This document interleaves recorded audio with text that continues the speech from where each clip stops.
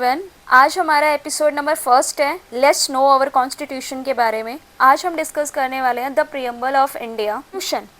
So what is preamble?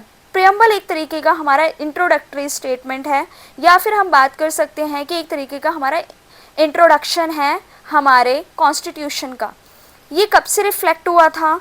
इसे adopt किया गया था 26 नवंबर 1949 में जवाहरलाल नेहरू जी के ऑब्जेक्टिव रेजोल्यूशन के बेसिस पे। The Supreme Court in Kesavananda Bharati case 1973 इन्होंने डिक्लेयर किया था कि जो कॉन्स्टिट्यूशन का जो प्रियम्बल है वो एक इंटीग्रल पार्ट है। आगे हम देखते हैं कि सोवरेन, सोशलिस्ट, सेकुलर, डेमोक्रेटिक और रिपब्लिक का मतलब क्या है। सोवरेन का मतलब ये है कि इंडिया जो है पूरी तरीके से इंडिपेंडेंट है, किसी भी बाहर के एक्सटर्नल अथॉरिटी के कंट्रोल में नहीं है। सोशलिस्ट का मतलब है कि भाई इंडिया की जो है मिक्स्ड इकोनॉमिक है, इनइक्वालिटी को रिड्यूस करता है, सोशल एंड इकोनॉमिक जस्टिस मिलता है। और सोशलिस्ट जो वर्ड था उसको ऐड किया गया था हमारा 1976 में। नेक्स्ट है आपका सेकुलर, नो स्टेट रिलीजन, किसी भी स्टेट का कोई रिलीजन नहीं है, सारे फेथ जितने भी रिलीजन्स हैं उन सबको जो इक्वली ट्रीट किया जाएगा। इसको भी ऐड किया गया था आपका 1976 में। नेक्स्ट है आपका डेमोक्रेटिक। डेमोक्रेटिक का मतलब ये होता है कि government elected by the people, यानी कि पीपल जो है अपनी गवर्नमेंट को इलेक्ट करेंगे। यहाँ पे यूनिवर्सल एडल्ट फ्रेंचाइजी को फॉलो किया जाता है। अगला वर्ड है हमारा Republic.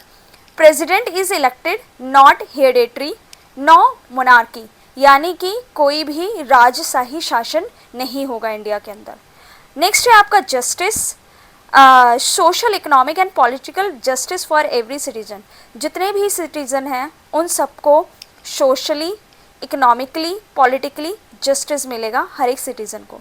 Liberty, freedom of thoughts है, expression, belief, faith and worship, यानी कि हर पर्सन को थॉट्स की फ्रीडम है, अपनी चीज़ों को एक्सप्रेस करने की फ्रीडम है, फेथ, वर्शिप, पूजा पाठ करने की भी फ्रीडम है। जो भी वो जिस भी फेथ पे बिलीव करता है उस चीज़ को उसको फ्रीडम दी गई है। इक्वालिटी का मतलब है चाहे स्टेटस हो चाहे अपॉर्चुनिटी हो, कोई भी डिस्क्रिमिनेशन नहीं किया जाएगा। फ्रेटर्निटी का मतलब होता है कि brotherhood among citizen, dignity of individual, unity and integrity of India, सभी के साथ जो है भाईचारे के भाव से ट्रीट करना है।